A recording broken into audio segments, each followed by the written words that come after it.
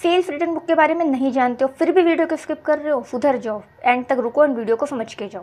तो देखो, sales return book एक सब्सिडरी बुक होती है। अब इसमें कौन से ट्रांजैक्शन की रिकॉर्डिंग होती है ये भी मैं आपको बता देती हूँ। तो देखो, जब भी बिजनेस अपने कस्टमर्स को गुड्स सेल करता है क्रेडिट पे यानी उधार पे, यानी उधार में माल बेचता है, एंड कस्टमर्स क्या करते हैं, उस उधार में खरीदे हुए माल को बिजनेस को रिटर्न कर देते हैं, वापस कर देते हैं। क्यों रिटर्न कर देते हैं? सपोज गुड्स डिफेक्टिव थे, क्वालिटी में इशू था वगैरह वगैरह, तो उनके पास यानी उधार में बेचा हुआ माल बिजनेस के पास रिटर्न आ जाता है कस्टमर्स के द्वारा। तो उन ट्रांजैक्शंस की रिकॉर्डिंग सेल्स रिटर्न बुक में करी जाती है। ठीक है, अब इसमें एंट्री जो है क्रेडिट नोट के बेसिस पे करी जाती है। अब आप सोच रहे हो ना क्रेडिट नोट क्या होता है? अरे रुको रुको बताती हूँ। तो देखो, क्रेडिट नोट बेसिकली एक डॉक्यूमेंट होता है जिसमें डिटेल्स मेंशन होती है कस्टमर्स की, यानी जिन्होंने गुड्स को रिटर्न करा है बिजनेस को, उन कस्टमर्स की डिटेल होती है, एंड जितने गुड्स रिटर्न करें उनकी प्राइस, क्वांटिटी वगैरह वगैरह उनकी भी डिटेल होती है। तो बेसिकली कस्टमर का नाम, कस्टमर की डिटेल एंड रिटर्न गुड्स की डिटेल होती है जिस डॉक्यूमेंट में, उसको क्रेडिट नोट कहते हैं। उसी के बेसिस पे इस बुक में रिकॉर्डिंग करी जाती है। फॉर्मेट समझे फटाफट से? तो देखो, ऊपर आप लिखते हो इन द बुक्स ऑफ और आगे नेम लिखते हो जो आपको क्वेश्चन में गिवन होता है। अब जो बुक बना रहे हो उसका नेम आएगा तो नेम लिखोगे।